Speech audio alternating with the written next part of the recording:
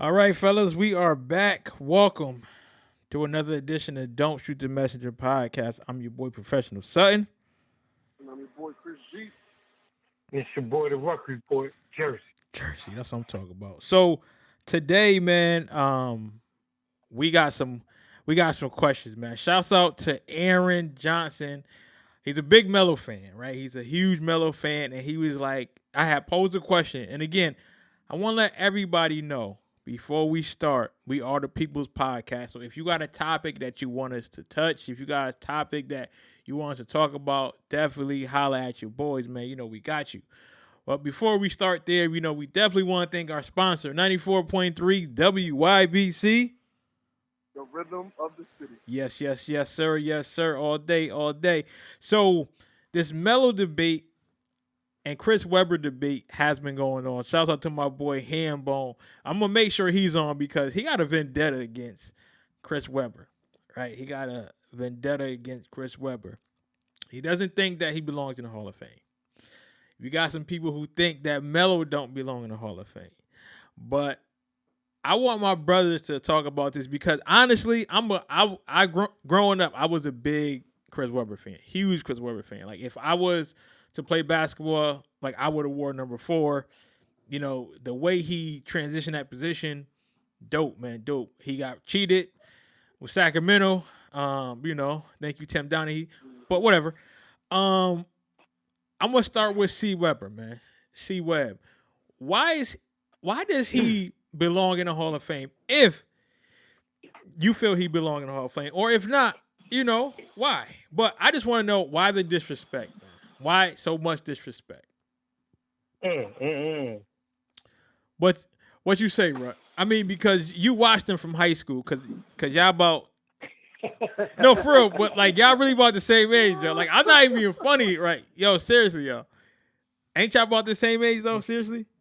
No, man. Nah? Now Weber got to be a good 5-6 years older. Nah, he graduated high school in what, 93? Ruck graduated high school in what?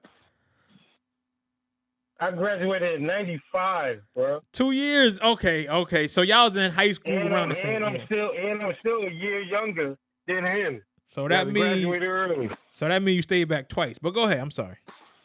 Yeah, twice. So, all right. Go ahead. I mean, Chris Webber for me, like, I love Chris Webber growing up. I love watching him. I think everything with the Fab Five, like, he was part of a culture movement. Mm-hmm. You know what I'm saying? So I think when you equate somebody like Chris Webber, you almost, in a sense, and I know it's going to sound crazy, you got to talk about his impact on the culture, just like Iverson had an impact. Yes, like, sir.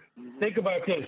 When the Fab Five played, everybody across the country either tried to get a ball head, have extra baggy shorts, started wearing black socks with their sneakers. Mm-hmm. Like, that's what was going on. Sure. All true. But that's what was going on. I think his transition into the NBA, he was a dominant force, getting to Golden State. Of course, the draft night trade that sent him there because he was originally supposed to be paired with Shaq, but they knew that wouldn't work. He was dominant in Golden State. He was the Rookie of the Year. He did special things there. He was dominant when he got to Washington. He did special things there. He was not only dominant, but rose his game to another level when he got to Sacramento. And I think the one thing that people kind of downgrade from Chris Webber is the amount of skill that he had for that size and that power that he also brought to the floor. Right. So Chris Webber was like one of the top skilled big men in the league. But I think the Hall of Fame debate always comes in because of the class of power forwards that he would be linked to. So think about this, right? Chris Webber over his career scored 17,182 points, right? Okay. Rasheed Wallace scored 16,006 points, win a championship with the Pistons, right? Yep. Actually, did they win two? Did that team win two or just one? No, just one. They got Just the next one. year. They got to win against San Antonio in the boringest championship game ever. Ever. That went seven. That went seven, by the way. Yeah. And they did the back to back. So he got a thousand less points than him, but still got a chip. The next one after that you have to compare is KG. KG is 21st on the all-time scoring list with 26,071 points, and he got a chip. And then you go to Tim Duncan, 26,496 points and 5 championships. So when you match up in his class and the impact, like the impact was really great, but you know, they say it all the time: men lie, women lie, but numbers don't. Wait, hold on. It should be bad for Chris Webber that we're adding the numbers value to him, because especially if they put somebody like, and again, no disrespect, but all disrespect intended, but for Tracy McGrady to get in before somebody like Chris Webber. Yes. That was the point I was trying to make. So you got people like Tracy McGrady who is making it, and who, because of an injury, I think people will look at his potential. But somebody like Chris Webber, who I think was very dominant in his position, I think it was on record that he got cheated. Now, if you're talking about that ring again, I think that they probably would have advanced had the referees not fixed. Again, you know what? I'm gonna take that back. We don't know, but they definitely was on the cusp of beating the Lakers. But again, I feel that he is so disrespected because of, I think it started in college, when he called that timeout. And I think it kind of followed him. Also, I think pop culture plays such a huge influence in a lot of people's life, because when you look at when Jalen Rose became a reporter, analyst, he had that very likable knack. People could relate to Jalen. We all love Jalen. And when Jalen was like, yo, I'm not really rocking with Chris Webber, I don't know. I could be wrong, but I feel that's when a lot of people were like, yeah, he did make some kind of bad choices. Again, pop culture does play a lot. But again, I think that he has the numbers, minus the ring, but I think he's done enough to gain a lot of people respect. How about you, Chris? Well, I think, as my brother said, bro, he does face a problem because of the class of power forwards that you would have to associate Chris Webber with. I mean, he unfortunately for Chris Webber, and Chris Webber is undoubtedly a great power forward. You know what I mean? But he went against, or the people that's in his class are just legends. You know what I mean? Like, even, let's say, and this is not even because he was a Portland Trailblazer, but even Sheed, yo. Like, I feel like, man, everybody knows, as soon as you say Sheed name, everybody just think of some high top up in a long, long fadeaway. Like, right. Ball don't lie. Ball don't lie, all of that stuff. That's what you think about. And then you got the Kevin Garnett's of the world. You got the Tim Duncans of the world. You know what I mean? Those are, like, the main power forwards of that era. I mean, main power forwards is Tim Duncan and Kevin Garnett. And then you would go down to the Sheeds and the Chris Webber. So I do think he suffers a penalty for that. But ultimately, I think he will end up in the Hall of Fame, because if they letting niggas like Tracy McGrady in, they definitely gonna let Chris Webber in. And it is not that Tracy McGrady wasn't talented, but it was too short. Too short. He was definitely talented. Yeah. He was all world. It was too short of a stint. It's how I feel about Terrell Davis, not to switch sports. No, you're right. Like, that's what I was about to say. I know you were dominant for that period of time, but it was too brief. Injury or not, it was just too brief. And even in Tracy McGrady's success, he still couldn't get out of the first round. You can make the argument that Chris Webber, as far of a playoff perspective, was way more successful than Tracy McGrady. I mean, Tracy McGrady only got to the finals when he was riding the bench for San Antonio. With San Antonio. Right. So I'll say this. You know, if this was all equal, if the NBA's Hall of Fame was like baseball Hall of Fame, Chris Webber wouldn't be in. Neither would Tracy McGrady. Neither would Alonzo. Right. Yep. Right. Or if it was, you know what? I would say even the Football Hall of Fame is a little more strict than the Basketball Hall of Fame. But, oh, yes, thank you, Larry Love. Dirk Nowitzki. He also got to deal with that monster. Yeah. You know what I mean? Power forwards in that era. So, like I said, if it was a little more strict, I would say he's not getting into the Hall of Fame. But how they operate, he's definitely going to wind up in the Hall of Fame. Okay, now I'm going to read some comments. Shouts out to the homie Raphael. We got Raphael, who said they bugging, both deserve to be in. Darrell said neither deserve Hall of Fame. And Aaron, who this? Okay, who this? Okay, Aaron said Melo will. No, this is Brian O'Brien. Yes, I think it's Brian O'Brien. Okay, here we go. He got me confused there. He said Melo will eventually get in, just not now. And then also Raphael wanted me to let you know, Ruck, that Chris Webber graduated high school in 1991. So my apologies to you. Oh, my apologies to you. Appreciate it, bro. Shouts They're out. always trying to treat me like the old head out here. Listen, man. Listen, shouts out to Larry Love, who's on check-in. My boy Rich London, who's on the check-in. My boo, Myra, she's on the check-in. My boy Omar, he's on check-in. Bob McCormick, everybody that's on check-in, we definitely appreciate you. Now, Mac. Yes. Mac. No, that's actually his pops. So, shouts out to Douglas, the fishing god out there. Now, the moment we all been waiting for, Melo. Now, Aaron Johnson hit me up following my post. He said, why don't Melo get the respect that he deserves? And I'm going to tell you what, again, like I said, when I do the show, my brothers make me look good. I'm just going to put my little sprinkle in there because they're going to take it away from me.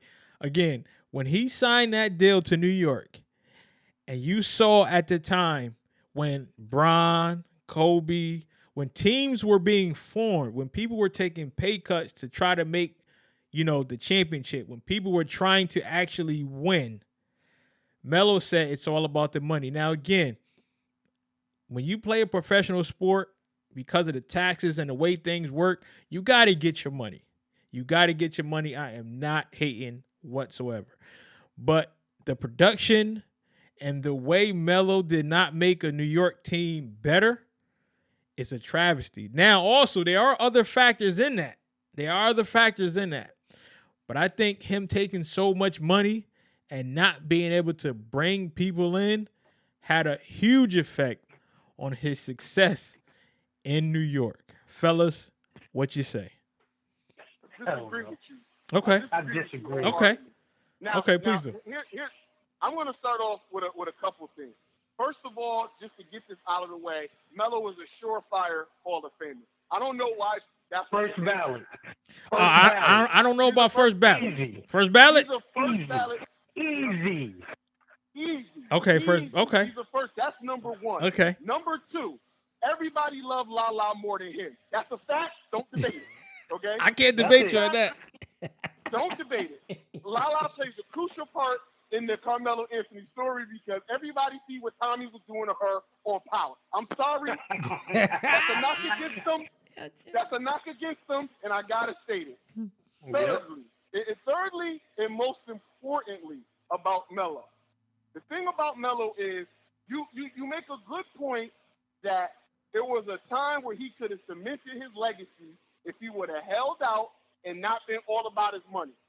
Now, granted, I'm never ever gonna knock anybody for worrying about their money, but fam, you just had to wait 1 year to go sign with LeBron, D-Wade down in South Beach, in which you wouldn't have been having to pay state tax on the money that you were getting.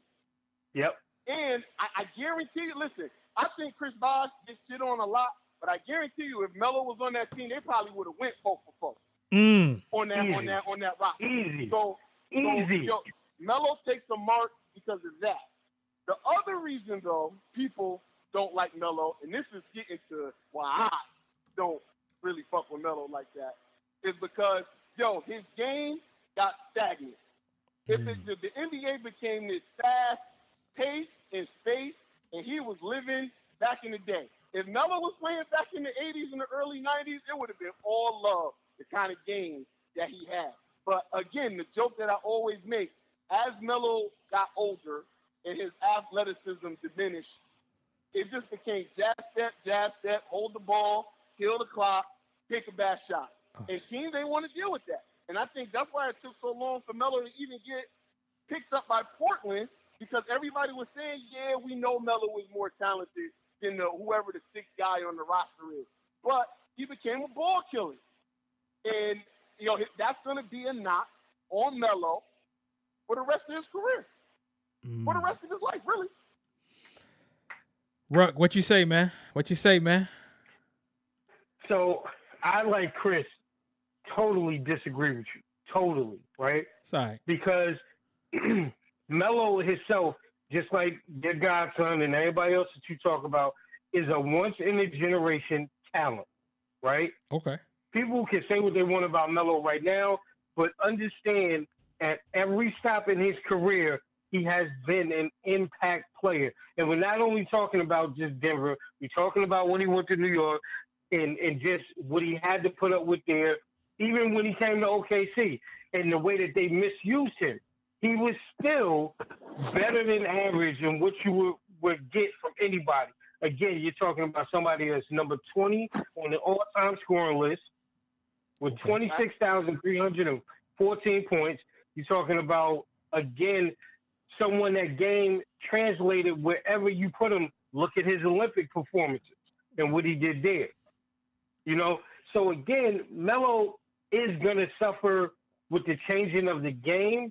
But I think the other thing, too, is it's not so much the changing of the game that has hurt him. It's the perception of people in ownership. And listen, I'll take y'all back. We've seen the same thing about people that are special and elite scorers, where coaches and GMs switch their perception of them because they say they got older and ask them to do different things. See Allen Iverson. Because the same thing happened to Iverson when they shipped him to Detroit, when they shipped him to Denver, when they shipped him to Memphis. You know what I'm saying? And all I'm saying is, you're not going to – it's just like, again, people don't want to equate the talent level of Melo and LeBron, but he is in that class. But you're never going to see a GM – he still is. He still is because what I'm saying is, no matter what everybody says, and I know it looks good, listen, Bron still at year 17 may look still really appealing, but his game is drastically different too. Oh, yeah. He's not the same athlete that he was in year 10 or year 5. So it's different. Better, but he transitioned better. The reason that he transitioned better, Chris, is because nobody asked him to change. But his game was already suited. His game was already suited for the way that the NBA is playing right now. That's why you didn't have to ask him to change. Is it really? Is it really suited like that? Because I think that was the major problem with Kyrie when he went back to Cleveland. That's Kyrie's problem. That's Kyrie's problem. Because, listen, I like Kyrie, of course, but at the same time, Kyrie, even right now, ain't better than LeBron. So it's like, you got to. No, it's not about him being better. But you got to capitulate to who the best player on the team is. Capitulate. And I see you, Chris. Bron is still going to be the best player on the team right now. I hope Stephen C ain't listening. But Carmelo, unfortunately, his game slowed down because the whole I'm just going to hold the ball for 10 seconds before I make a shot became a bad knock against Melo. And that was what he had to do. Look at the teams. Look at the teams. That's what he had to do. Let me read some of these comments here. They gave him a negative perspective. They gave him a negative perception. I mean, hold on, fellas. Hold on one second. Go ahead, Ruck. And then I got to get to some of these comments. No, I'm just saying, just to wrap it up again. I think what people kind of discount for Melo too, that is different than his other classmates, and he's been put in way different situations than they have. Now we can say with the Knicks move, that was more his doing than anything, but again, he hasn't been placed in those same situations with that same talent level to win. Even when people want to bring up the whole Iverson and Denver thing, that was an older Iverson. Yes, definitely. You know what I'm saying? So he hasn't had all the opportunities to do the things that others have done. But I tell you this, when you put him in that equal talent pool, i.e. the Olympics, you see what he does. A vital piece of everything that they did. You know what? I'm not going to say you don't make a good point. You make a very good point. But then in lies comes the other knock against Melo. You got stuck on that bad Knicks team, but why'd you get stuck on that bad Knicks team? You chose it. Because you decided that you wanted to get that money in Denver instead of waiting 1 year to go to Miami. He could have went to Chicago too. To Tara. Spell it, tough guy. All right, check it out. All right, so let me get to some of these comments. And also, fellas, if y'all don't know, I had the Lala and Tommy up for y'all. You know what I mean? I had to represent. Oh, I know you did. Yes. I didn't see it. Yes, every time I put the joint up, I hear your voices, so I don't want to be. I got y'all.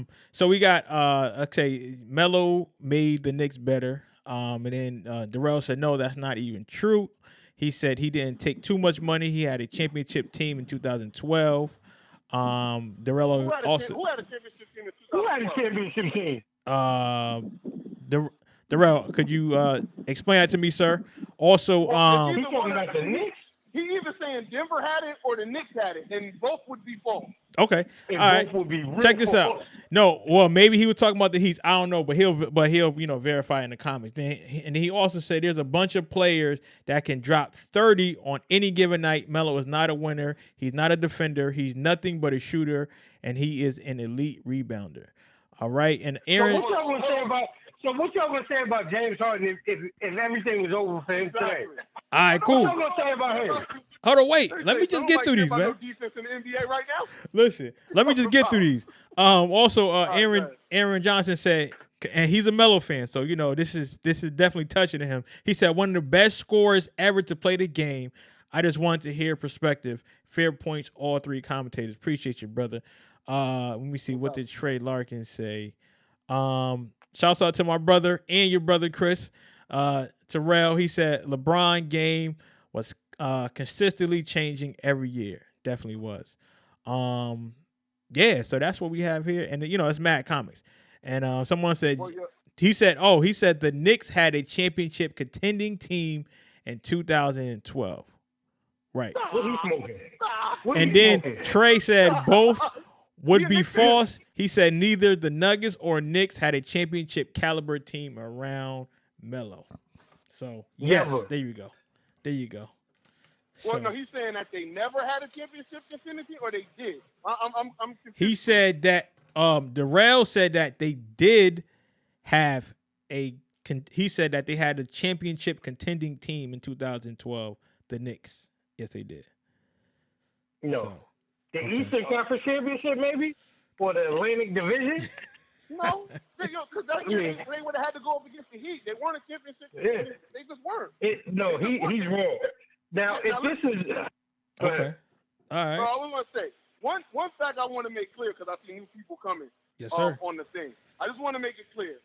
Carmelo Anthony is a first ballot, surefire Hall of Famer. That's not the point we arguing right now. Do we all agree on that? Absolutely. Surefire first ballot. Again, he's getting there. Remember, Tracy McGrady is a first ballot Hall of Famer. Again, but here's the thing though. Here is what happens with any sports employed player, former player. Whenever you become an analyst for the NBA, NFL, hockey, for some reason your name gets thrown up faster than anybody. That's not true. Now, that's not true. I think true, though. I think he will get there. I think he definitely Hall of Fame. The reason I'm saying that it's not true is because we just made the same argument about Chris Webber. He's been on NBA TV for the last 6 years. Okay, yes, you are correct. You are correct. Yes, you are. Again, I think Melo is Hall of Famer. First ballot. I mean, regardless of when he get in there, he's getting in there. But can we also make another point though right now? Sure. Just in respect to Melo, he's not done playing. No, he's not. Well, I hope he's done playing just in respect.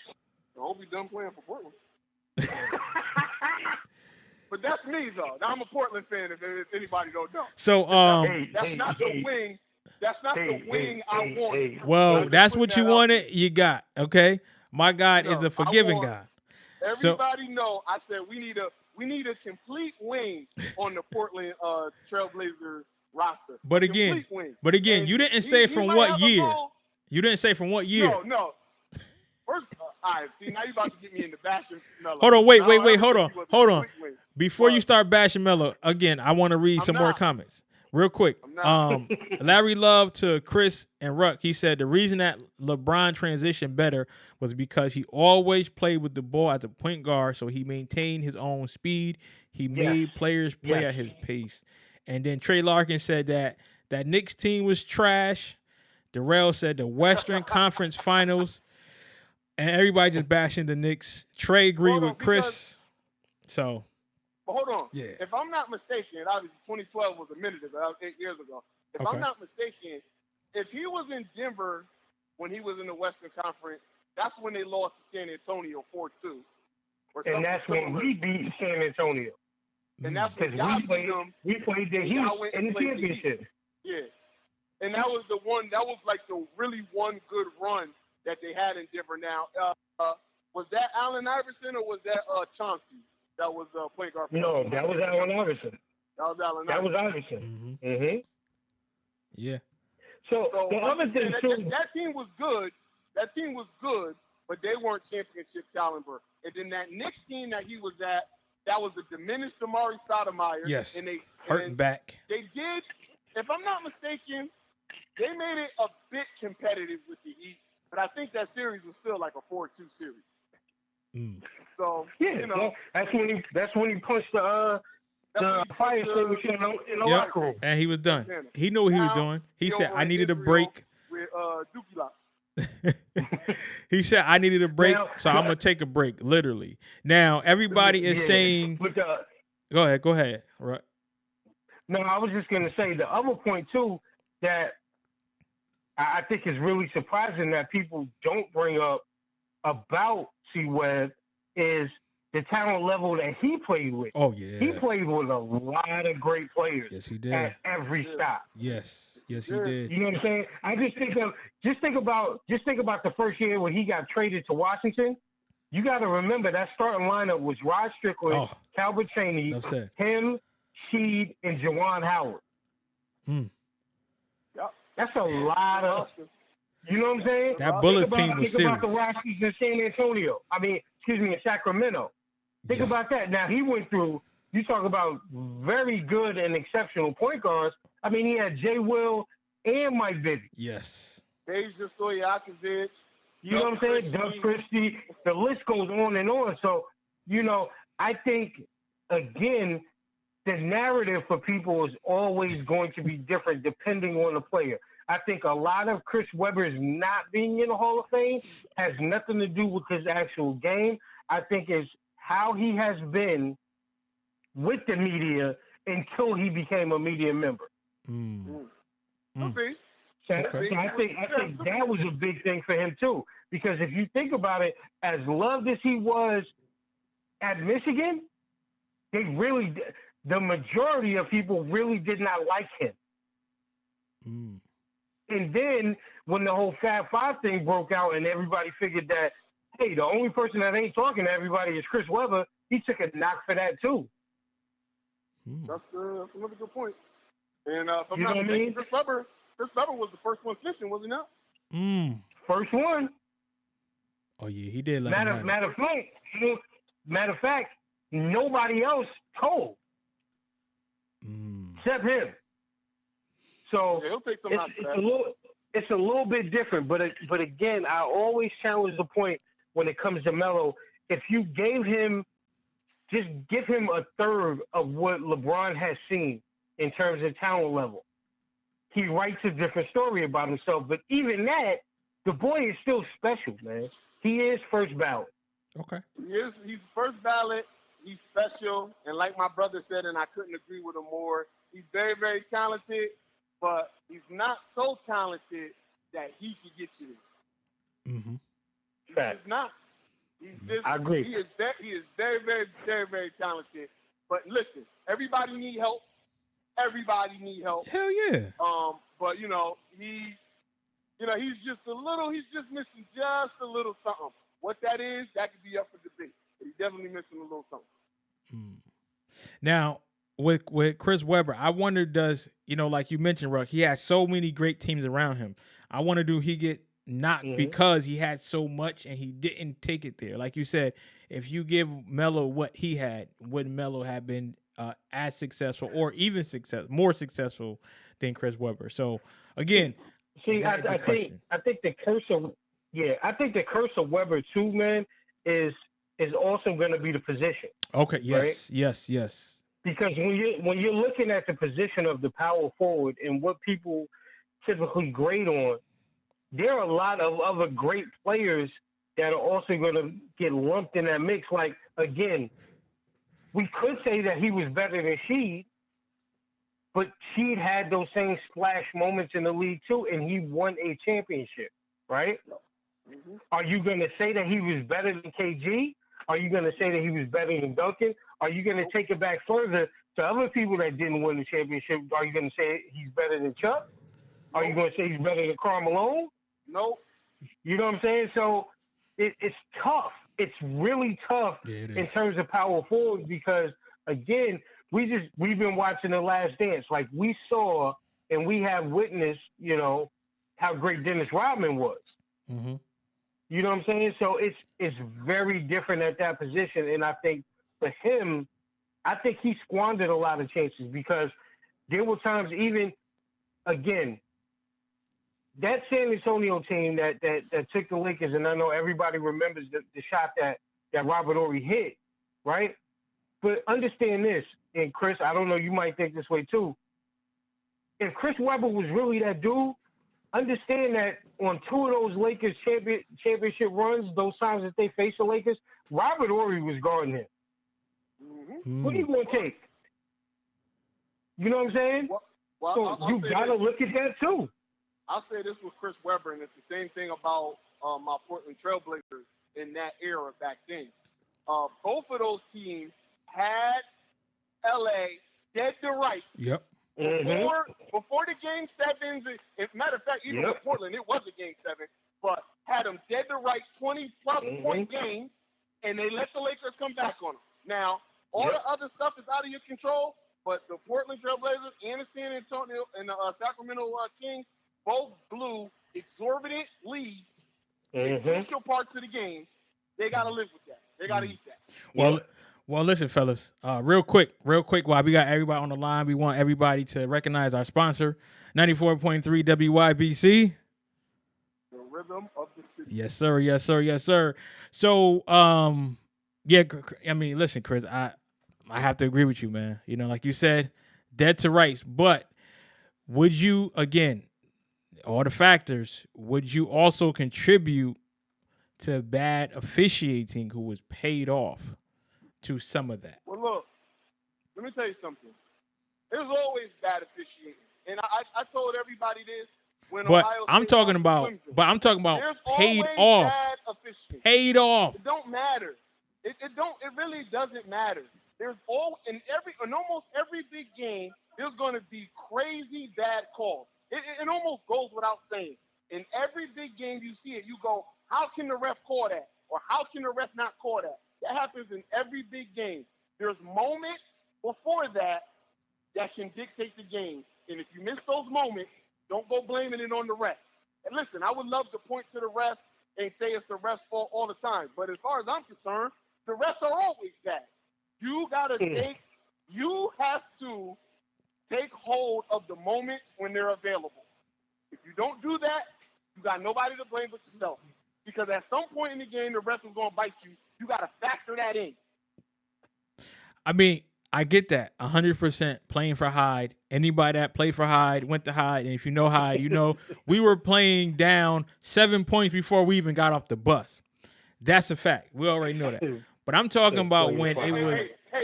And what did we do 95% of the time?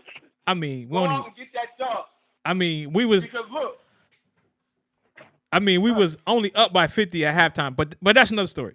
But again, like Coach said, okay, now I know what you're going to say. Coach always say, you're going to play down and don't let the refs decide the game. But when you had refs who are being told or who are paid to make those horrible calls in those situations, you're looking like, that was really not a great call. Like, that was obvious.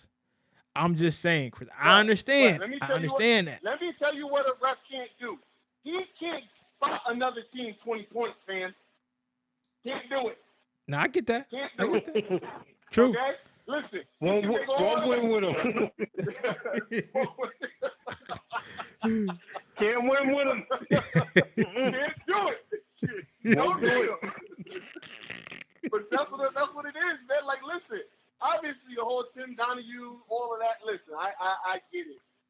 You know, he played a factor, but before he only played a factor because you left the gate open just a smidge enough for him to play a factor, and it didn't look suspect. Okay. So I'm good. I'm sorry. I'm not. I never give. Listen, I don't give myself a pass with refs. All right, and I just suffered a heartbreak. Okay, a heartbreak. My heart is still not complete. Fuck Clemson. Okay, but didn't take care of the moment when they were there for you. And you gotta reap what you sow, man. Gotta reap those consequences. Oh, do I know? Do I know? Being a 49er fan, trust me, I know about reaping the consequences and reaping what you sow. So, you know, I understand. All I gotta say is Kyle Williams. Well, I mean, we can talk about this year. You know what I mean? You know, because no. I want to talk about when I like the Niners. Okay, all right, cool. You always love the Niners. So, speaking of liking, this subject that Chris has been wanting to talk about for the past 2 weeks, and Chris has put me on blast because I accidentally fell asleep, being a tired black man that I was. But it's all good. The G League. Myra put that thing on him. He was out. You crazy, man. I was already asleep, man. I was tired, man. I was motherfucking tired. But listen though, speaking of putting to sleep, the NCAA, and anytime the NCAA is worried, they are pissed. Yes, I love it, and Chris loves it, and I know Chris is going to have a field day. If you could see me right now, and this is what I'm gonna do. I'm gonna have my hands back just like this, and let Chris go off because Chris love when the plantation is losing money because their cotton is burning. Chris love that shit. So Chris, man, NCAA and the G League is making sure that these men are literally eating, not ramen noodles, but eating good, getting contracts, doing what the NCAA should have done years ago. What does it say about you? Know Chris? What does it say? It's a little too late, man. It's a little too late. You know, people are giving credit to the NCAA right now because they're saying, hey, the NCAA is finally changing with the times. No, they're not. No, they're not. Their hand has been forced to the point where they have no option but to try to make sure that they can give these players some money in a third-party kind of way. If you remember, if we go back just 5 or 6 years, you had the Mike Golics of the world and all of these other pundits. And I fucking hate Mike Golick when it comes to college football and paying players. Well, of course, whenever you are privileged, and if you can be privileged, of course you're going to make sure that the privileged continue to get privileged because, you know, your situation is a whole lot different from a lot of your college teammates or people that you played against. Your background, and you can go home at night. You can make sure that you have food. So your situation was different versus someone who had to play who had to get money because at the end of the day, they had nothing. So Mike Golick, he preaches from, again, and, you know, I'm not racist by any means of the stretch. I love everybody. But Mike Golick can come from a place of privilege. He can come from a 2-parent household, a white male who knows he's going to go to the league. Who knows he doesn't have to worry about the same issues that, let's just say, Michael Irvin had to worry about. Again, He doesn't want it to happen. Your father working is a difference between a father that's incarcerated and that can't work, or a father who's being paid $5 less because of the color of his skin. It's a different time, Mike Golick. It's a different time. So, of course, that's where he's coming from. But I'm sorry, Chris. I said I was going to shut up, man. I'm sorry. Well, no, because Mike Golick and people like Mike Golick were part of the problem. They kept clamoring. Well, how are you going to make sure it's fair? First of all, that's something at a pig. That's what you judge at a fair. Okay, you judge a pig at a fair. That's where fair is. Okay, we live in the real world. Yes, sir. Shit ain't fair. Okay, shit ain't fair. And I don't care how you dole out the money, but the money need to be doled out because there's kids that are going to these universities that are putting millions of dollars in their pocket, and then they're talking about, well, we're giving them a free education. Oh, so you're giving them something that costs you nothing, and they should be happy with that. Screw that. I'm glad that the NBA G League has given young players another pathway of getting that money. Mm-hmm. And like I said to you over the phone, and I think I said it towards the end of the last dance show, don't you let, and I'm telling all these players this, anybody who ever hears this, don't you let the Calipari, the Krzyzewski, the Bill Selfs, all of the major networks tell you that you're missing an experience in college. College ain't for everybody. Let me tell you what you definitely missing when you go to college, that money, all right? And if somebody is going to be able to give you upwards of $500,000 and you only going to college for a year anyway, you might as well go get that money because you're barely going to go to class, so miss me with the whole college experience. If you're in college for 1 year, you ain't going to class. Nope. All right? It's really just 8 months. Yo, you only got to pass your half of your first marking period, and then your second semester. All right, you playing ball the whole time. You can't fail, and then by the time that's over, if you did fail, you're going to the league anyway. Right. So miss me with the college experience. Go get that money and stop letting these people trick you into thinking that the money don't matter. I agree, man. Listen, when I watch now, I don't agree with much that Ben Simmons does nowadays, but when I watch his documentary and he said, why should I go to class for what? He said, the point of going to school is to do what you love. He said, I realized that I want to play in the NBA, so why not go to the NBA? Like, why even go to class? Like, okay, I failed, then what? What, you gonna kick me out? Okay, I'm already going to the league. And some people look at all his sarcastic ways, this ungrateful bastard. I said, no. When he came in, it was a business. And he's treating it like it's a business. The problem is when these players treat it like a business, that's when America, the fans, quote, you know who I'm talking about, that's when they have a problem. Whenever you treat it like a business and it does not benefit them, now it's you ungrateful bastards. And you know who they're calling the ungrateful bastards. Let's be real. So this is why I'm so glad that the G League is giving these players money because they earned it. A lot of these players earned it. Now, I know they're taking a lot of elite players, but to see 5-star recruits say, nah, we good. I want to play here because I'm going to make money for my family.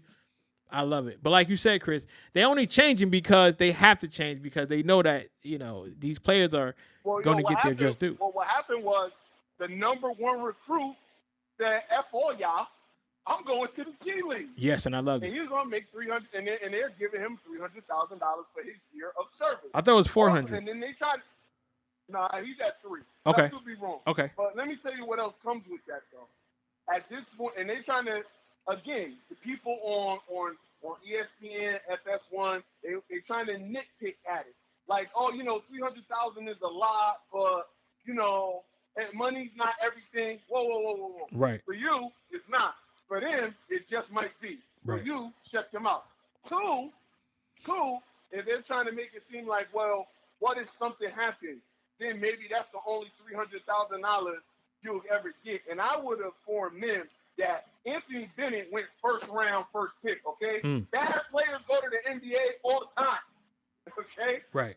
So miss me with the whole, you'll still get there. Also, it won't just be $300,000 because what you'll be able to do, especially if you're a star, top recruit, is you'll be able to have an agent and your agents will be able to get you deals and commercials and shoe deals earlier and all that other stuff that you can't even touch until you out of the NCAA.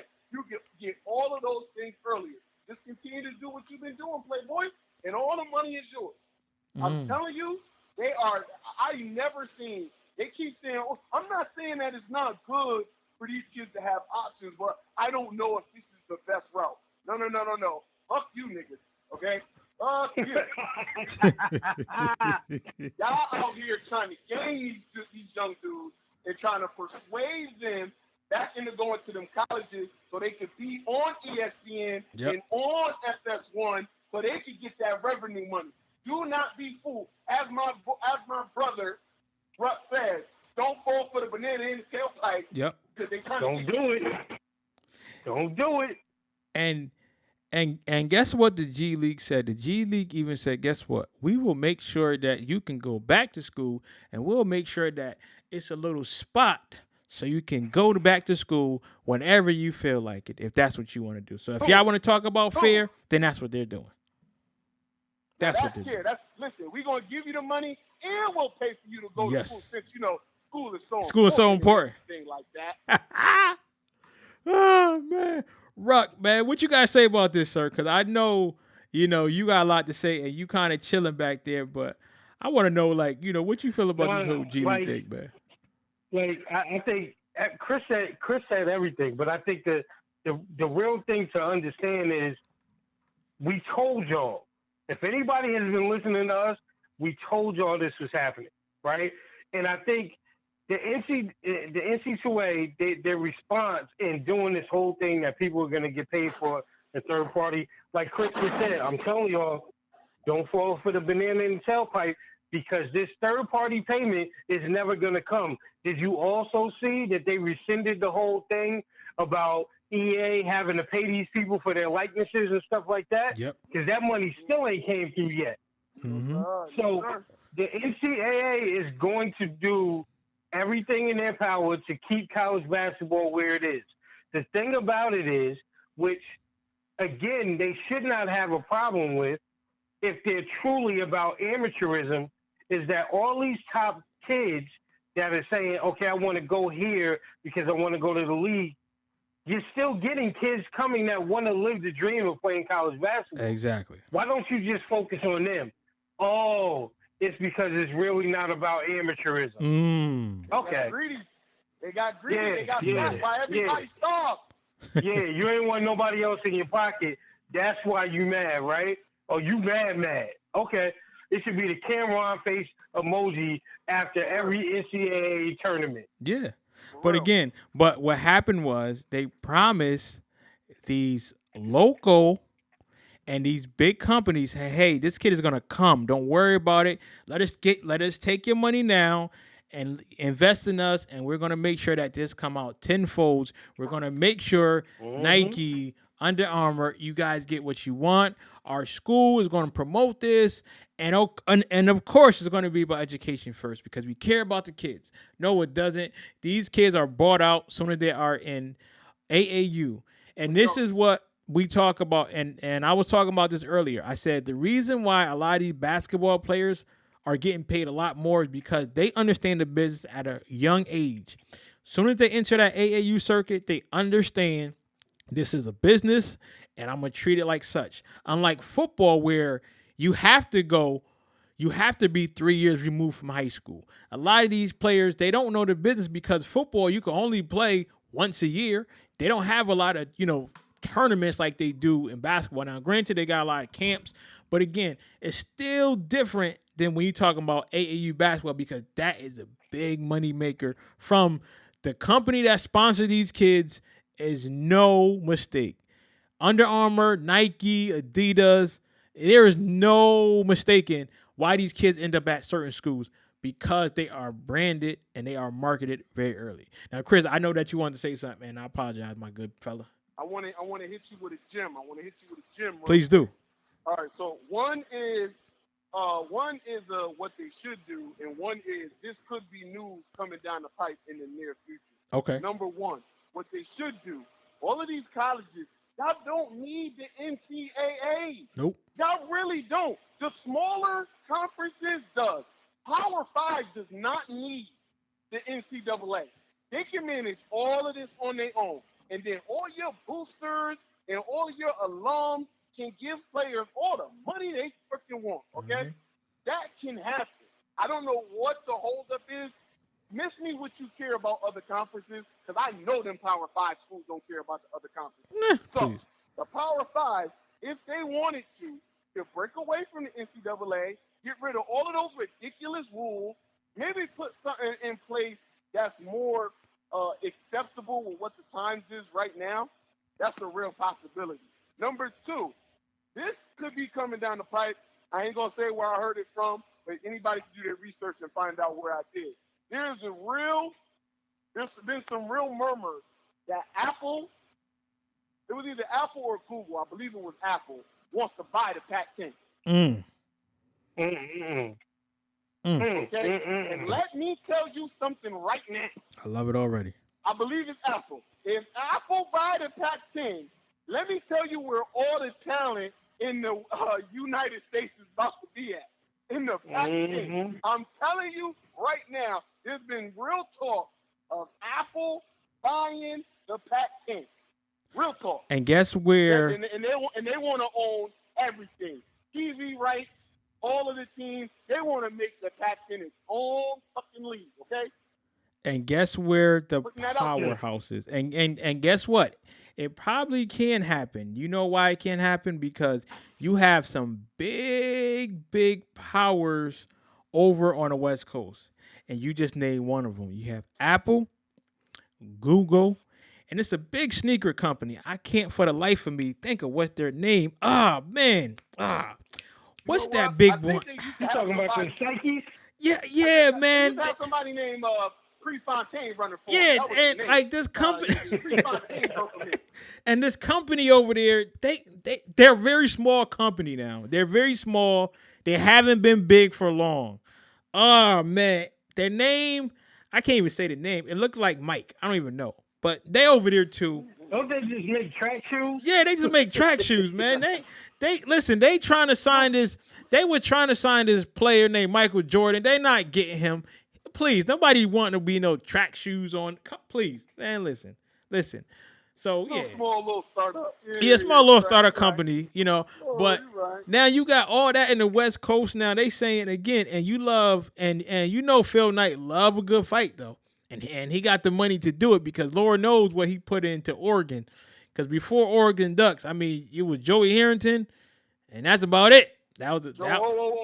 You respect that man and call him Joey Heisman, okay? You know. Listen, shouts out to him because he was on NCAA cover. But you got those big companies over there who can make it happen, man. Who can make it happen. But I'm telling you, I know Mark Emmert is pissing in his pants, and I love that. I love it. I love it. I know he's used the N-word more than 5 times a day. Talking about the little black bastard. The only jackass bigger than Mark Emmert is Roger Goodell. But again, that's because Roger Goodell is allowed to be a jackass. So these kids, as my grandma would say, they don't know no better. They don't know no better. Turn them loose. They don't know no better. But these grown men know. Turn them loose. These grown men know. Now, fellas, I appreciate y'all for coming on, and I thank everybody for tuning in. I mean, it was just it was so many comments. I was trying to read them. I was trying to switch the board. At one point, it went blank. So, but I appreciate y'all, man. And I appreciate my brothers more than anything, man. I appreciate y'all all day, every day, and twice on Sunday, man. Appreciate y'all so much, man. I can't say it enough. I cannot stress it enough. Doubt. So just know, if y'all don't know, we have a series that we do every single Sunday. We do the Last Dance review. We talk about the episode that was played on ESPN that night. Being that Chris is the man, he got advanced copies. So, we are come on now. Don't able to watch it. Put that kind of evil on me, Ricky Bobby. We are able to watch it sooner than later, so we can actually sit down and have a board meeting about this. So that's how we do it. That's how we do it. Let me tell you something. Episode 7, y'all better get the tissues ready. Okay. Y'all better get the tissues ready for episode 7. Okay. Grown men's crying up there. Grown men's crying. Listen, our boy Aaron Oman, he said Goodell has crosses burning in his backyard. You know he do. Drop the mic. Can't say He nothing. ain't lying. He ain't lying. He ain't lying. And again, man, we definitely gotta thank our sponsor, who always, Uncle Juan, man, tunes in, supports us every step of the way. Don't worry, because Shout out to the OG. I want to let y'all know, man, within a year, we're gonna be on a platform. I ain't gonna tell y'all which one. That's it. My fellas didn't even know that. That's how exclusive that is. Coming out the pipe. I'll tell y'all later. I'll tell y'all off air. You know what I mean? But as the old church folks say, you speak it into existence and it'll come. You know what I mean? Right. So definitely want to thank 94.3 for being our sponsor, looking out for us. We appreciate y'all, man, so much. But also everyone else. And catch us on Sunday. We'll be coming back for that ass. And y'all look at Jordan. People said Jordan snitching. That's all I got to say, man. The GOAT, King James. On that note, I'm your boy, Professional Sutton. I'm your boy, Chris G. And this your boy, The Ruck Report. Peace.